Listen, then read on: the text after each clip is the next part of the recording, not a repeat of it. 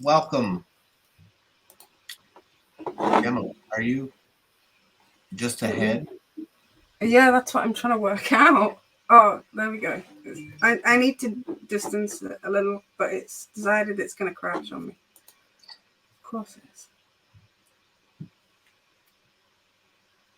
All right. Well, here we All go. problems. That looks better. Absolutely.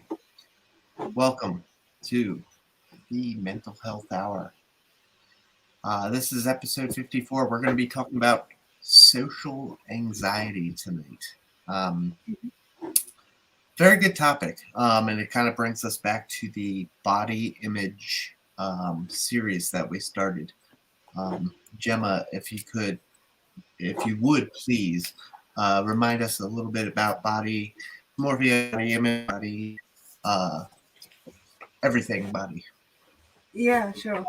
So body image is a term used for a variety of um, conditions and things that are in reference to mainly the way you feel about your own image. So, like body dysmorphia, which is something that I actually have. Then it can be things that surround eating disorders, things like that. There's a very, very large amount of conditions and illnesses, complaints that all come under the umbrella term of body image. So we, rather than trying to cram it all into one broadcast, because it's such a huge topic to cover, and I think that it wouldn't be done its true justice to just stick it into 1 hour broadcast, we have decided to do a series on body image and break them down into the categories and discuss it that way. So this particular broadcast tonight is to look at the way in which body image as a whole, so whether it's body dysmorphia, anorexia, bulimia, like all of those eating disorders are generally stem from the way you view your own appearance. And it's like social anxiety generally comes hand in hand with like these sort of conditions, and it's the way it affects you in social situations, going out and about, um, even to like the extreme of going onto a video call with somebody. There was a time when I was that unhappy with my appearance that there's no way I would have sat and had even just a one-to-one FaceTime call with someone without putting tons of makeup on and doing my hair, because I just felt so embarrassed, upset about my appearance. But now, like, I wouldn't say I'm over it. I'm far from over it. However, I have put absolutely no makeup on for this broadcast. And I mean, don't get me wrong, there's times when I've gone back and looked and thought, gosh, I look rough. But I have come to terms with it more and moved on from that side of it to the point where I feel I can try and help others, which is why we're doing this. Yeah, But yeah. absolutely. Yes, thank you. Um, Body image is definitely something that hits hard with everybody. Um, Everybody takes a look in the mirror before they walk out the door, and I'd like to say hello to everybody uh, coming in to the live broadcast. Sorry, I we are a little bit off this week. I guess we should start by explaining what happened yesterday. Yesterday, we decided to push the show a day um, ahead. Excuse me. Because some unforeseen circumstances. Mm-hmm. Gemma was ill. My internet was trash last night, but um, I think they were working on it, but everything seems to be looking pretty good right now. Anywho, we're here today. Today is June 16th. That happens to be my sobriety day. Today is 2 years sober for me. So I just wanted to put that out there. Gemma actually really wanted me to put that out there.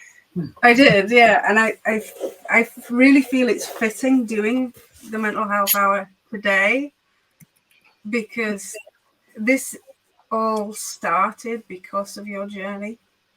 So I feel like it's really fitting that it's today because of how it all started. And I just want to say that I'm immensely proud of you.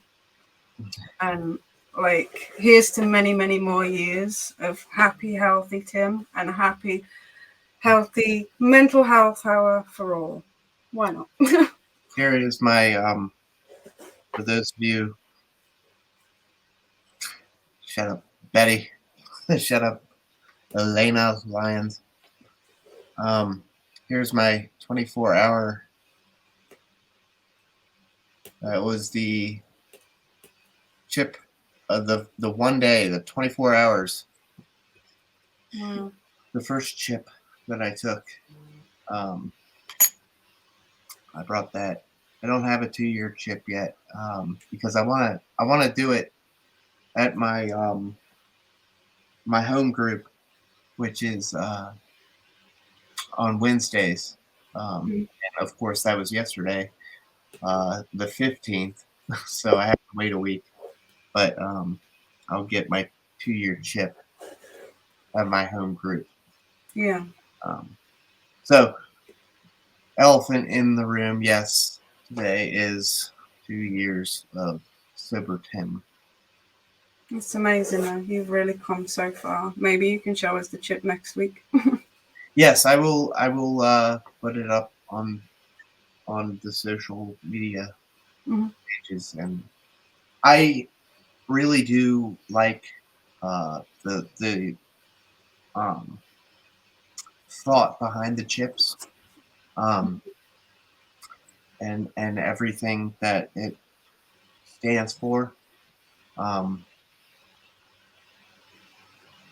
I just it's an incredible journey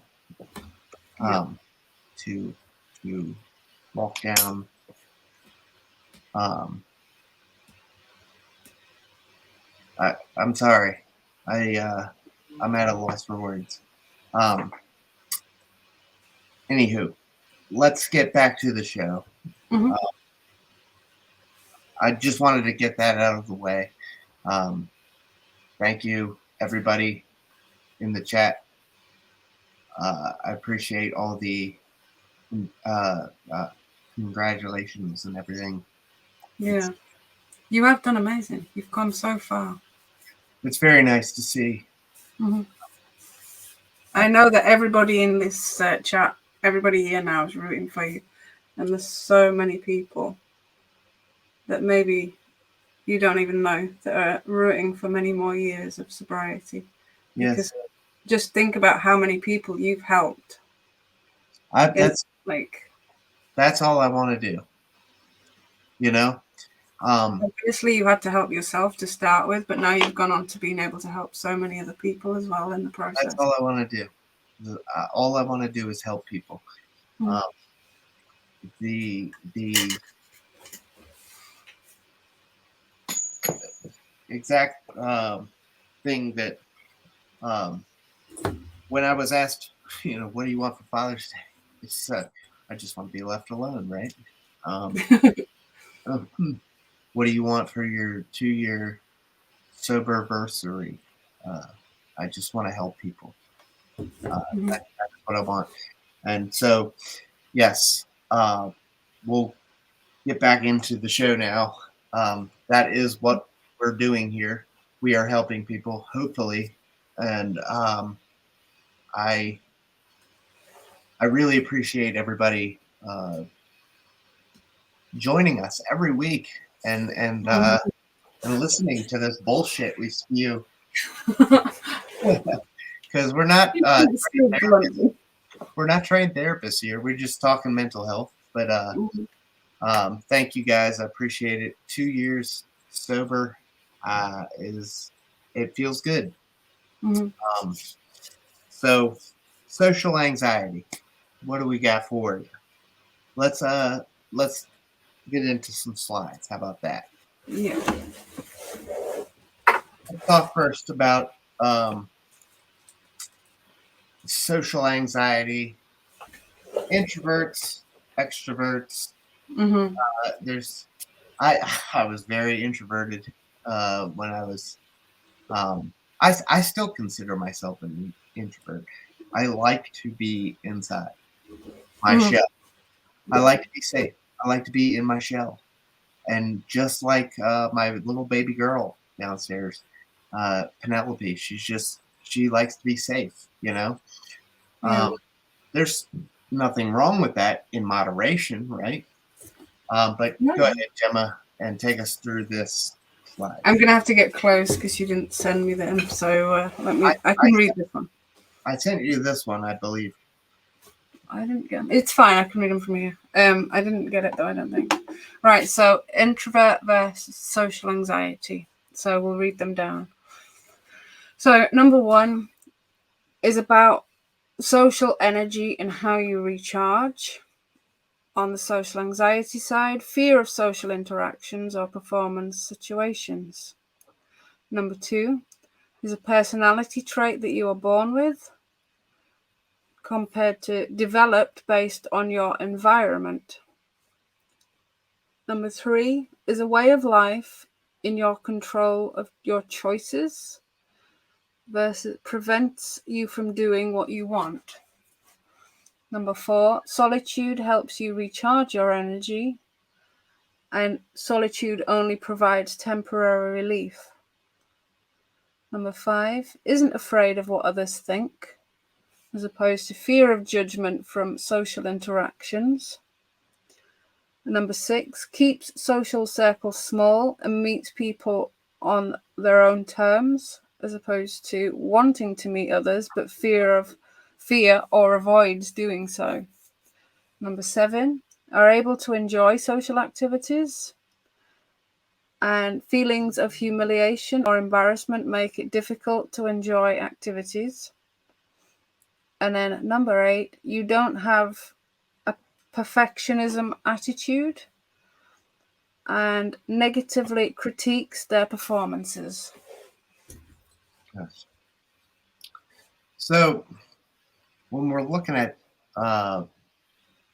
being an introvert or just being anxious about going out and about, Gemma, the body image category comes in a lot here, doesn't it?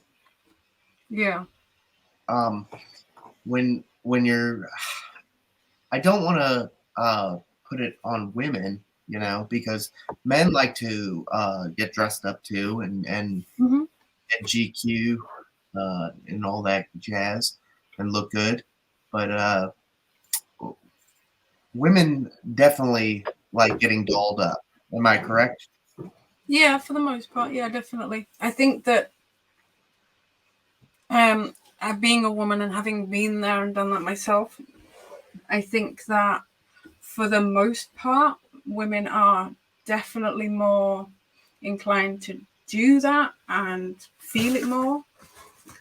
Do you know what I mean? I don't want to like generalize everybody as being the same, because some are not, and then some men are.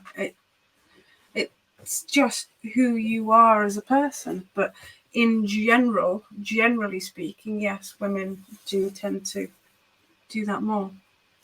Yeah. And I mean, it feels nice. You want to go out with a bang, right? You want to get out there and put your best self forward. Is that always the case? Can we do something that would make it different? What with going out? You mean like putting too much on ourselves to Right. get dressed up? Yeah. Yeah. I had to do, because it was taking over my life, where like I literally couldn't leave the house, even to the shop, without checking. And then I was finding myself checking in reflections and stuff, and it was making me ill. So it's about, like, there are ways in which you can do it, where limiting the amount of time that you're looking in the mirror, for example, limiting the time that it takes you to get ready rather than hours and hours. And there's no harm in asking somebody else what they think, but it's trying to believe that as well. Like, I was terrible for that. When someone would say, "You look nice," I'd be like, "No, I don't," or "I look a mess," and I would totally dismiss what they were saying. And it's trying to learn to accept that and be like, "Oh, thank you," and accept it and mean it. Don't just say thanks and think, "Yeah, right, they're talking crap." It's trying to really wholeheartedly accept it. And that can be really hard to do. But if you work with it, then it does get easier. Explain. If you work with it. Like, well, to give a better example, then I'm going to have to talk a little bit about how I did it, if that's all right. Sure. So initially, when I was at my worst, I would find that even to go to such as the shop for 5 minutes, I would take a good hour or more, just like self-grooming, doing my hair, doing my makeup. I could not leave the house without being absolutely dolled up. Most people would do that if they were going on a night out. I was doing it just to go to the shop, or just to take my son to school, or whatever. I couldn't physically leave the house.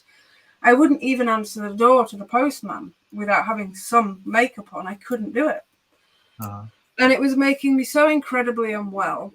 Along came all the eating disorders around the same time, because not only am I looking at, like, with the makeup and stuff, and then doing all the contouring and things that goes with it, and making myself even more unwell, then looking at my, like, the rest of my body, thinking that I'm fat, thinking that I'm this, that, and the other, finding all the imperfections and the scars, and it made me incredibly unwell. So I ended up going to, I did some group therapy, and I did some one-to-one therapy with this, which is where I was diagnosed with body dysmorphia. And, I forget the name of the other one now. I'll have to look it up. It's not one I can remember. It's got a very obscure name. But it just means the same thing, about how you will look for the imperfections, dismiss people's opinions if they say nice things. But if somebody happened to say something negative about me, I would absolutely be all over that. Like, yeah, I agree. Yeah. It didn't matter what it was. If it was negative, I would totally agree with them. And then I would absolutely make mountains out of molehills. Yeah. So I started with the group therapy, started journaling about my appearance and stuff. And then with the makeup, I would allow myself to pick, say, 5 items of makeup rather than an entire bag full. And I'd say, okay, I'm allowing myself to put on 5 items of makeup. And I would, if it was to the shop, I'd maybe say 3 items. Which 3 items can I not go to the shop without? That way it was taking me less time, and I was having to think about what I was doing.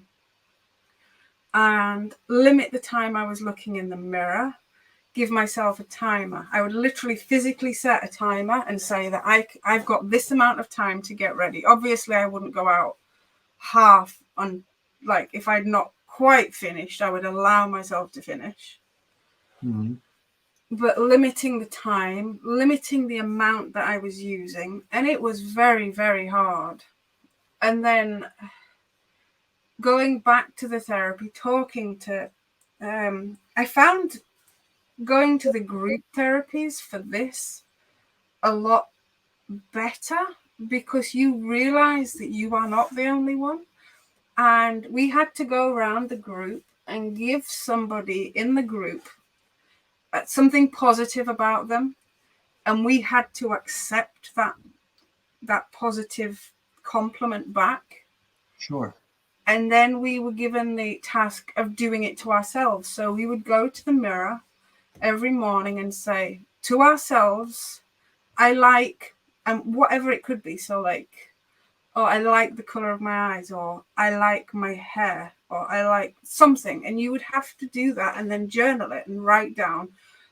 It's like a gratitude journal, but gratitude around yourself and your own self.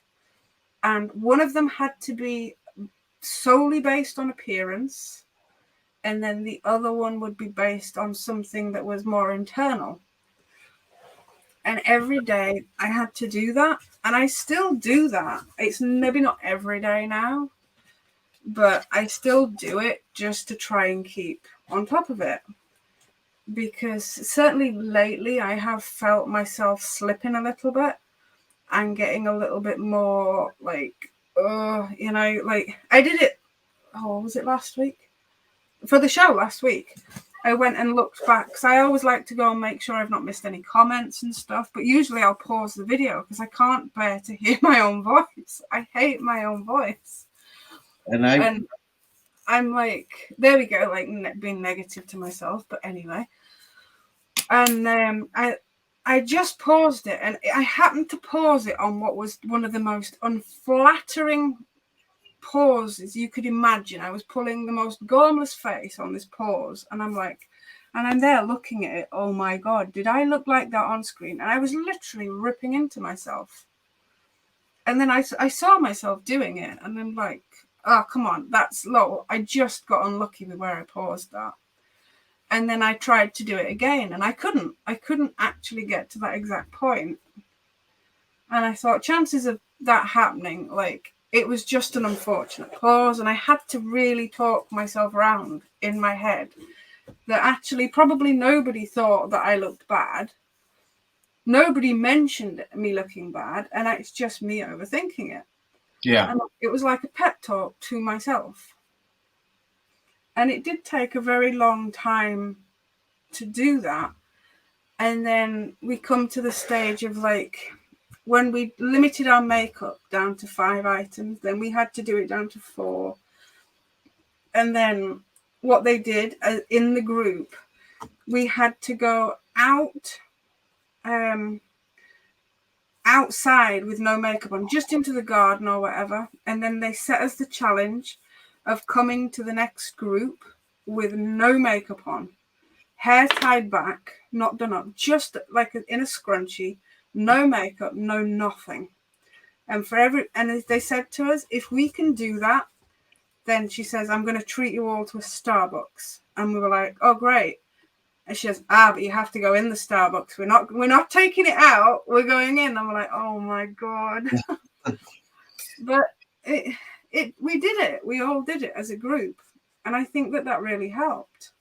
Yeah. And then another thing that helps, like if you've got a friend that you can confide in, tell them how you feel. And maybe, especially if they are like, especially if they're understanding, or if they have the same, like where they wear makeup as well, perhaps maybe they can go out with you one day without makeup on. Both of you do the same. Yep. And have a start off smaller and like have a chat on the phone without any makeup on, or go to the door and build it up over time. Nobody says that it has to be done instantly. And it took me nearly 3 years to go from having a full face of makeup on just to go to the corner shop to now sitting here broadcasting and I have no makeup on. and my hair's scraped back. It looks a mess. I haven't done my roots, and I'm like, do you know what? If people don't like it, tough, basically. Tough luck, you know? I mean, don't get me wrong, it's hard sometimes, and if somebody was to say something to me, I'd probably feel it. But I've learned to be thicker skinned in a way. I'm not perfect, but it's like no matter what you do in this life, you're never going to please everybody. Somebody's always going to have an opinion of you, be it physical appearance, be it what you do, be it what you say. Somebody's going to have a problem with it.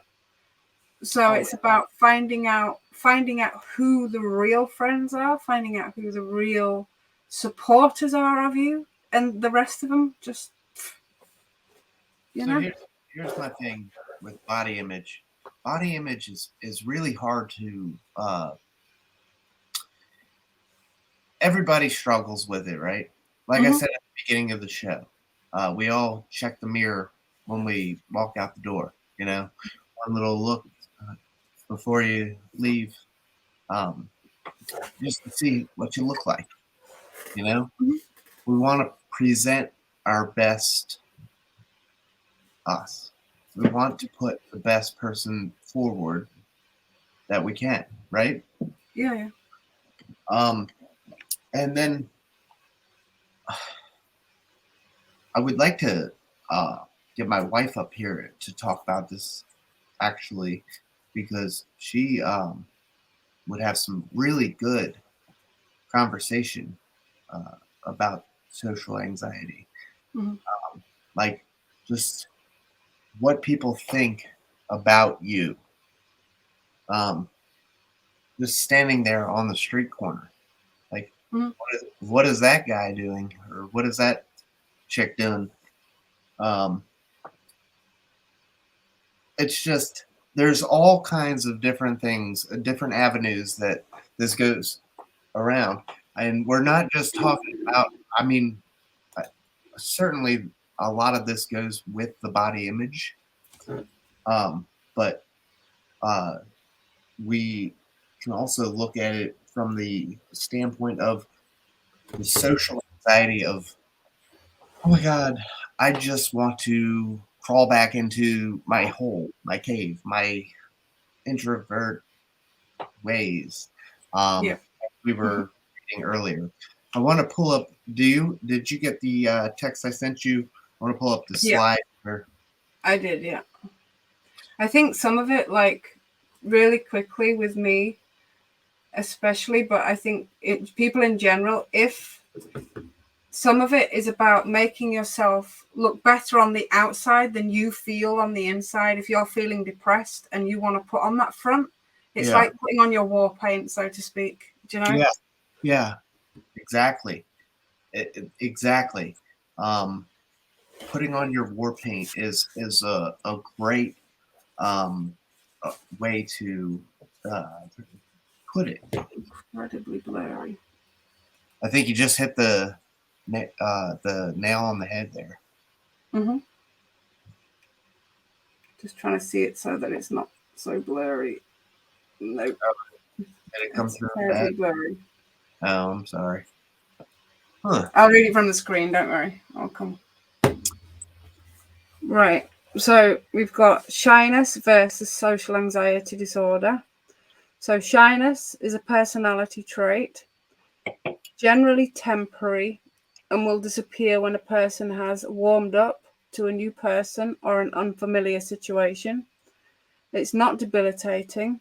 Shy people may feel uneasy, and in some situations, and their shyness does not stop them from being productive or nurturing fulfilling relationships.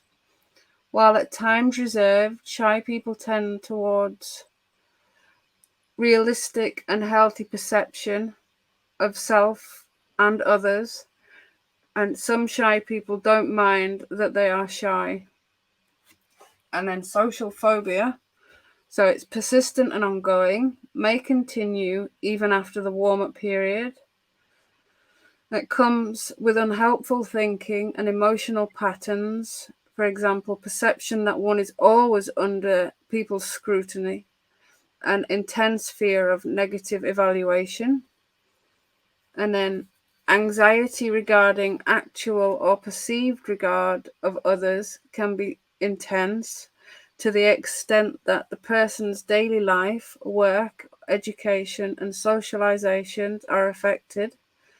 Persons with social phobia may avoid social situations, and it can come with physical anxiety symptoms, for example, palpitations, sweaty palms, and an increased heart rate. Sure.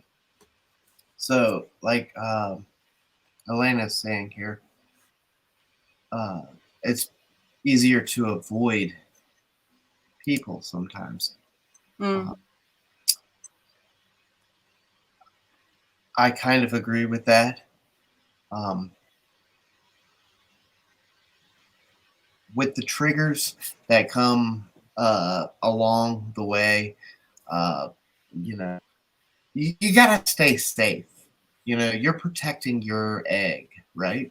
So my sobriety, that's my egg, right? That's my baby. That's my egg, right? And I got to protect that. And, you know, I got to do what I have to do to make changes in my life or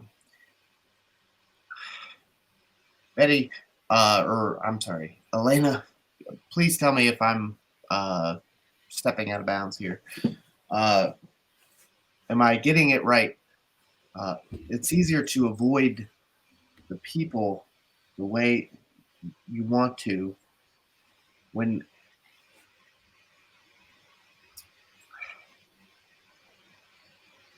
you just want to protect that egg. You want to protect that sobriety. You want to protect that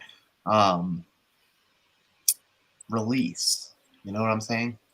Does that make sense? Like when you're feeling bad about yourself already, I think if you go out there, you're putting yourself out there in front of other people, some that you may know, some that you may not. And I think if you're already feeling fragile and then someone happens to say something to you that could just tip you over the edge completely, that'll make it even worse for you. And then, like, you could be going out there, going to work or whatever, and you're literally on a knife edge, and then somebody could just come along. It might not even be a comment that's meant in the way that you take it, but because you're already fragile and because you're already down and struggling, the way that you interpret what they're saying might not be the way that they meant it. And then it just completely ruins your day, ruins everything, and you just pushed over the edge. I think that's what was meant. Yeah. So yeah, it is easy to avoid people sometimes, just so that it's just to protect your own mental well-being.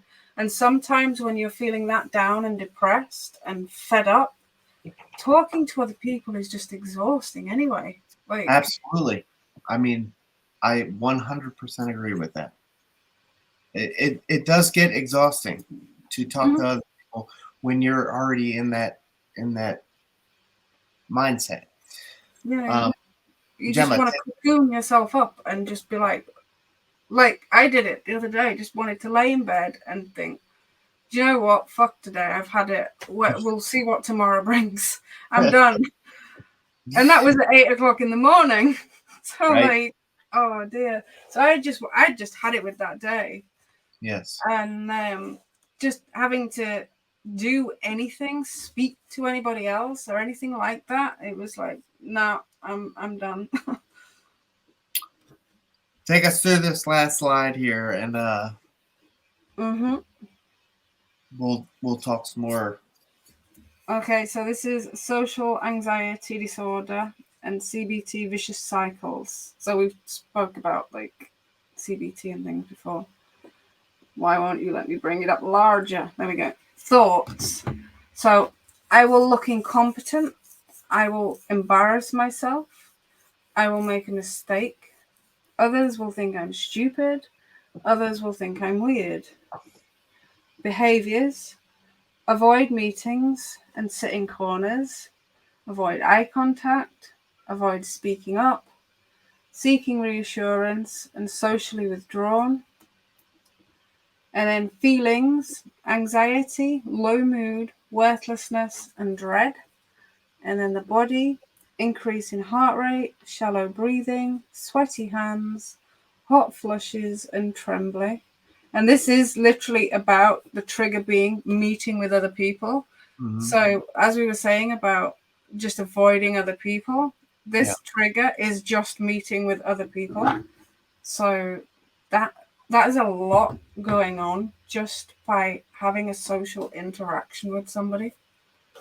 Yeah. And that can be exacerbated so much if that is in a, say, a professional capacity, if it's for something really important, like a job or medical or just anything. It can even be a friend if you're feeling that down about yourself that day, and if you're really struggling, just yeah.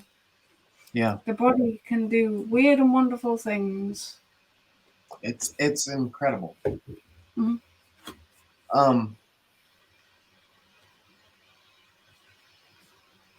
Looking back at that, I want to throw that back up real quick.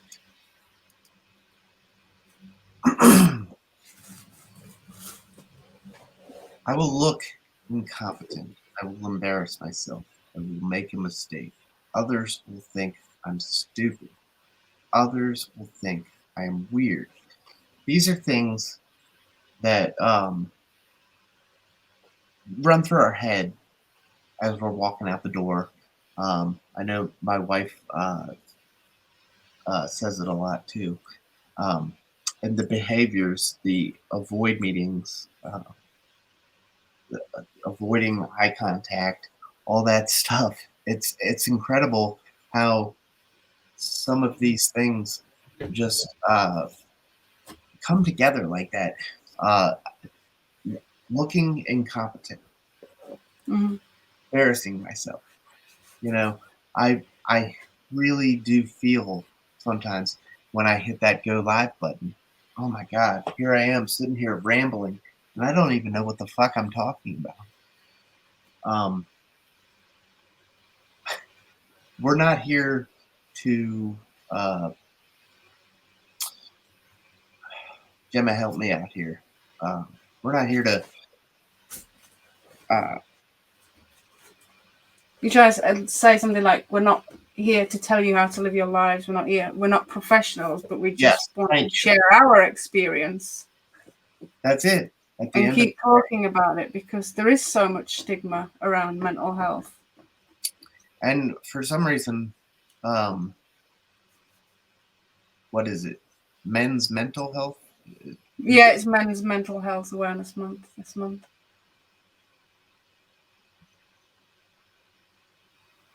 And I think that a lot of people think that showing signs, like showing any kind of signs of struggle for a man, is a sign of weakness, but it's not.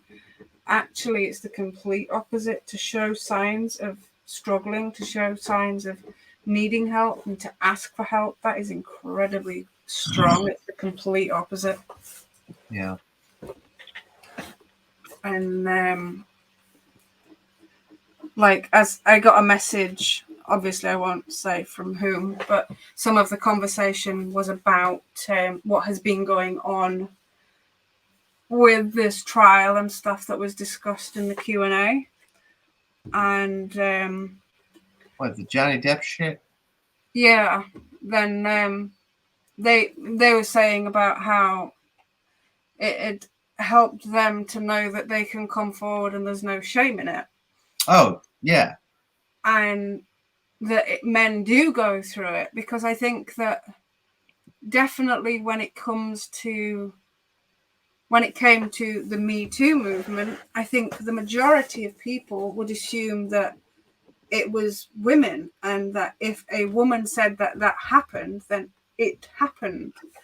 But I think what's definitely come out of this is that actually, no, it doesn't just have to be women. It can be men too. And that just because somebody said it doesn't mean it's true. And that we need to look deeper into things. We don't just take things as gospel. And that there is no...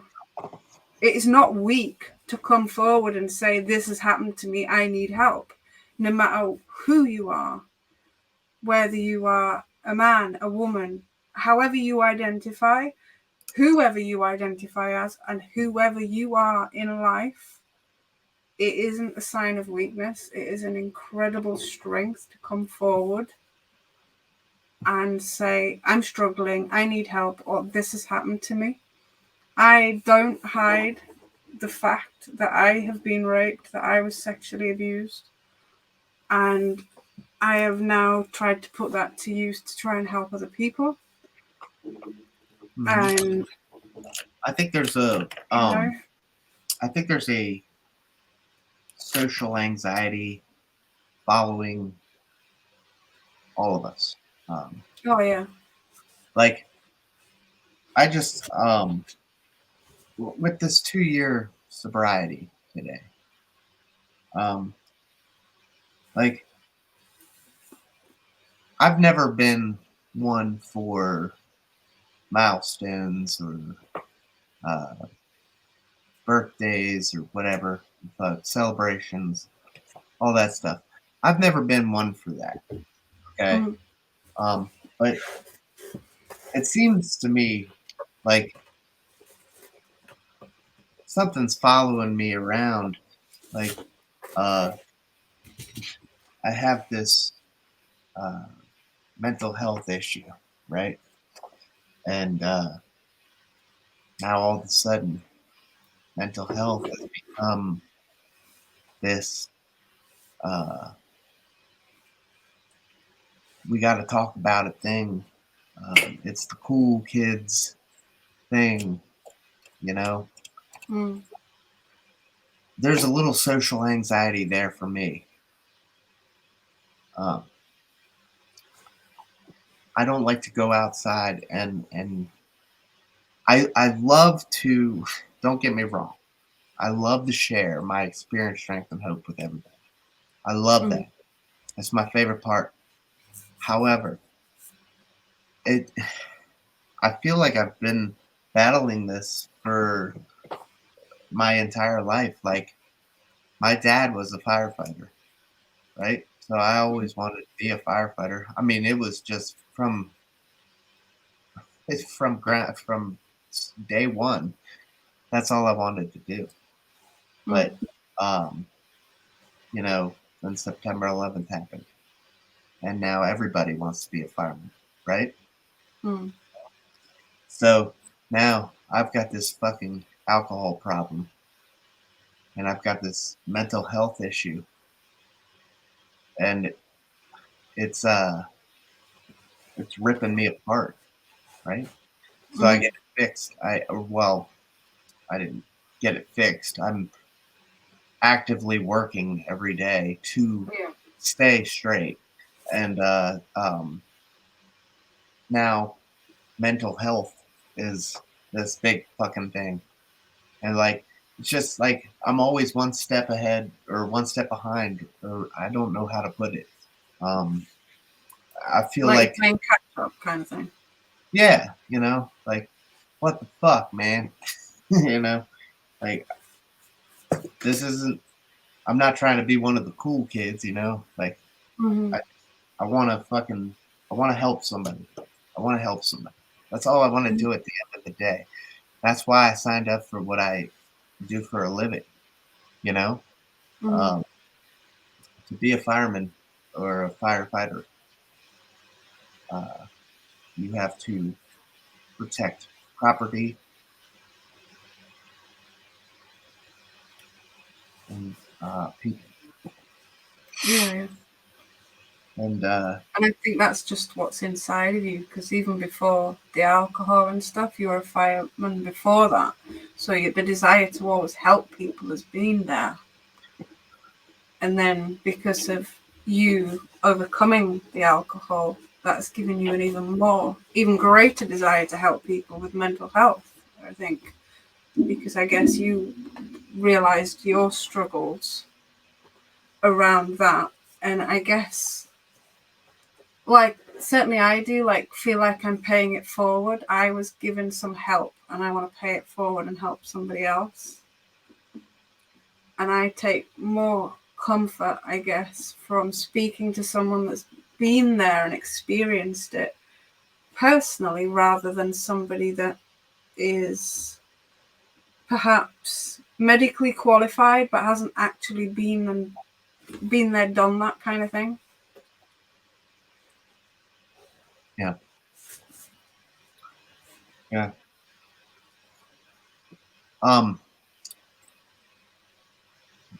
I would like to keep this conversation going. The body image topic is so good. Please join in on the Discord and give us more topics to talk about with body image. Gemma, would you have any ideas for future shows about body image?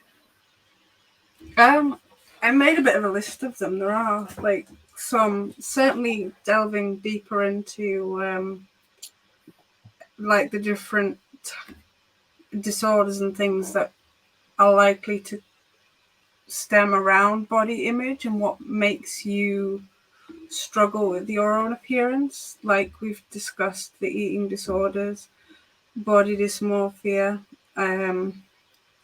even down to disability and things, because having a physical disability will affect your body image and the way you perceive yourself.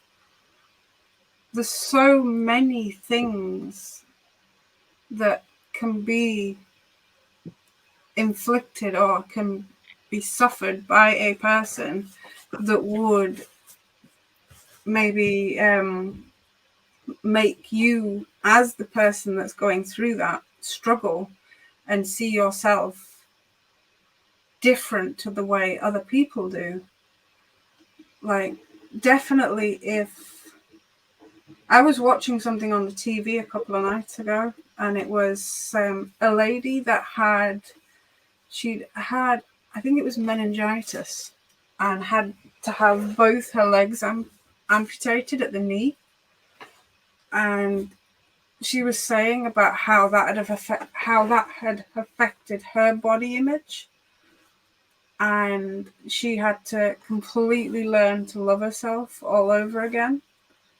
So, like, everybody can be affected when it comes to body image, even if it's down to having people, like, growing up in a toxic environment or having a partner that has constantly belittled you, like the gaslighting, the narcissism, things like that. That can affect your body image if somebody has put that into your head that you are not worthy, you are this, you are that. Trying to break that cycle of the way you feel about yourself and then get back onto the straight and narrow kind of thing, break the cycle. That there's so many things that can affect the way you see and perceive your own image and your own body image. And I bet if we were to ask, you can, or you can refrain if you want, if we were to ask everybody in this chat now, if you have ever had any thoughts about your own body image being, like, in a negative light, and I'm almost certain that nearly everybody would say that they had, even if it was just a little thing, like thinking, oh, I wish I could change a particular part of my body. I wish I could change this. I wish I could do something about that. I bet that nearly everybody in this chat would say, yes, I've had that. You can if you want. You don't have to. We don't force anyone to answer. But I bet it has affected, even if just momentarily, I bet it's affected more people than all the surveys in the world will realise. Because obviously not everybody's going to want to admit that they've had an issue surrounding body image. Sure. But it can be affected so greatly by so many things, which is why we said about doing it as, rather than just one episode, as a series, because it's such a vast topic to discuss. There is so much to discuss that we wouldn't have done it justice by just sticking it into 1 hour broadcast. So that is true. Mm-hmm. And I would like to thank Gemma for her experience on these topics with body image, because this clearly is not my best episodes. If you go back and listen to the replays of some of the body image stuff and stuff, I don't do well with these topics. Mm-hmm. We put together a good show, and we still talk good mental health topics. However, I struggle to relate, and I'd love to get more guests up here. With if anybody would like to join us, but you don't. Excuse me. You don't have to get on camera if you want to just join podcast style and talk. Mm-hmm. Please feel free to reach out to us on the bio link. There's always room for mental health discussion. It is the trendy thing now. That's what I was getting at with the social anxiety thing that I was talking about. Am I just like, what's going on with this world? Like, I'm one step behind or ahead or whatever the fuck. But anyway, that's besides the point. We'd love to have some more guests. If anybody wants to come up and talk with us, join us. Well, that's come up as you, but I've just typed something in the chat. There's a form there. Sorry. Oh, that's fine. Sure.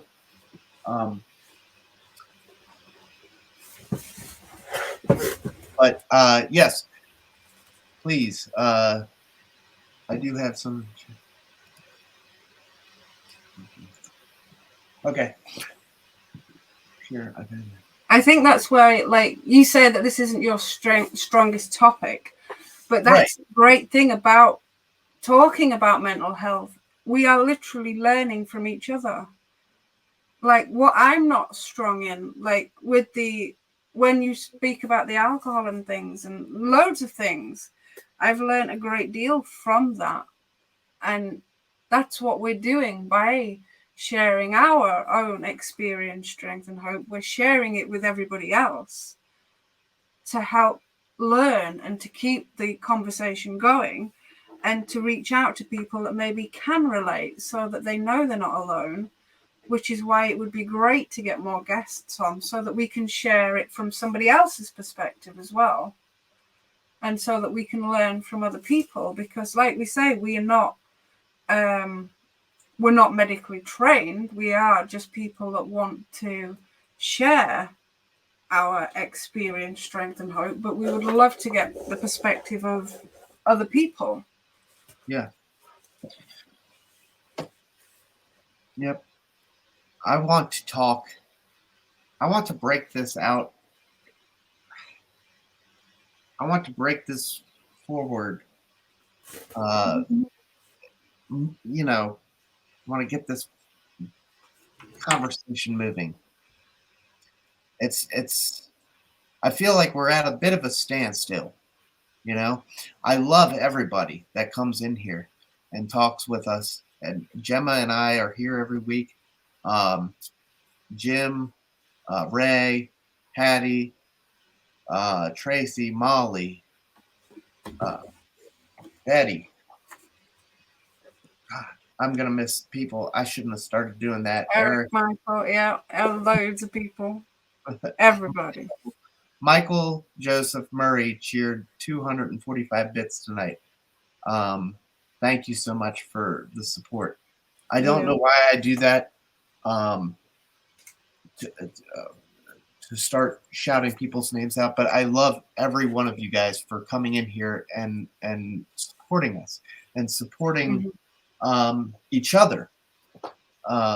It really does help with the social anxiety of everything. The bottom line is, I want this to grow. I feel like we're at a bit of a standstill. I want to do some more things. I want us to interview some more people. Yeah. I would like to have, we could even have return guests. If Joseph Burke wants to come, if Betty wants to come back, if Jim wants to come back, I'm okay with that. We could have returning guests. However, there will be some new conversation moving forward with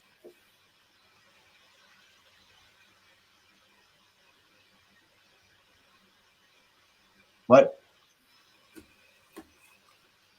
Yeah, it'd be nice to have some other people on as well, definitely. If you think like you know somebody that would be interested, maybe somebody that hasn't seen the show, point them in our direction, because we'd love to have them. What?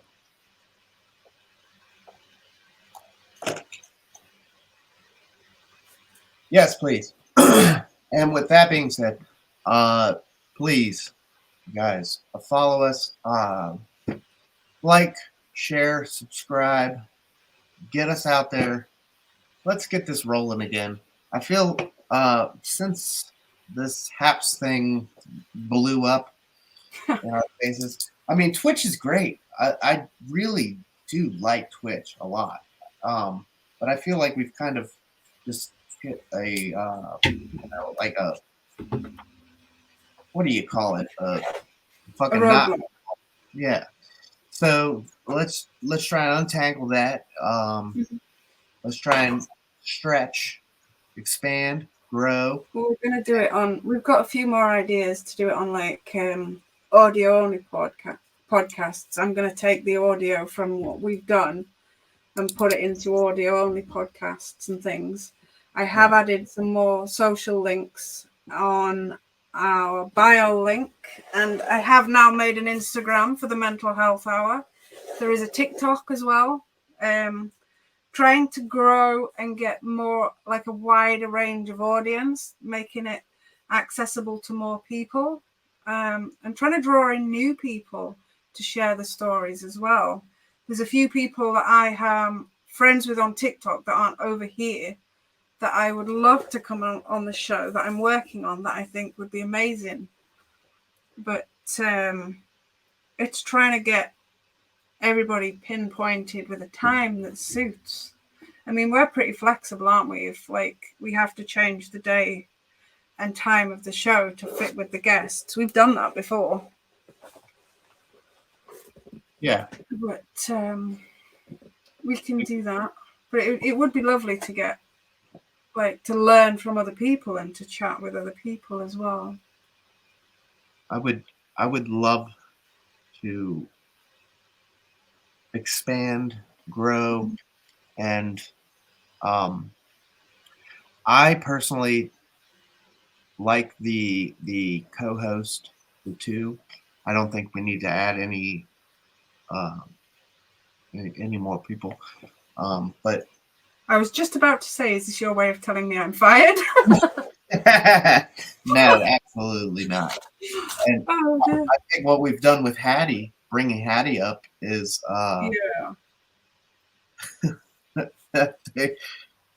bringing Hattie along the road in the chatters box. She's been helping so. Oh, heck yeah. With all the socials, Facebook, you name it. She's doing loads behind the scenes, and we are so grateful. So let's do this. Let's plan for next week. Maybe we could do a poll in the Discord about what we should discuss. Let the people decide again. Do you think? Yeah. I would like that. I put 3 or 4 options. Then if you all head to the Discord, you can vote for what you would like us to discuss. But if you have any other ideas as well, you can either fill in that form I posted above. It came up as Tim's name because I did it on the computer. But fill that form in, or just message us with a show idea. I think there's a section on the Discord for show ideas as well. But yeah, anything. If there's something in particular that you would like us to discuss, let us know. And if you want to send us it anonymously, the form can be done anonymously as well. But obviously, if you're willing to be a guest, we kind of need to know who you are. So, that being said, we're going to go ahead and close this one out.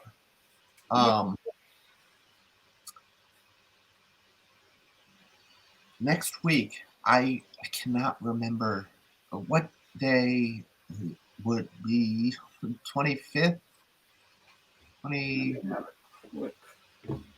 Next Wednesday is the 22nd.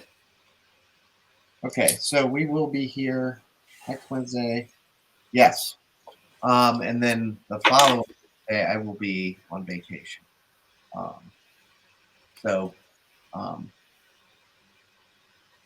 Definitely.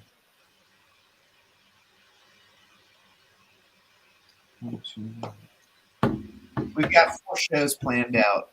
Mm-hmm. And then we have some guests coming up. So, all right, everybody, we're going to close out. And thanks for joining in tonight. It's been a bit of a mess, but we are going to do community calendar. Last night, Catalyst with Jim in Chicagoland.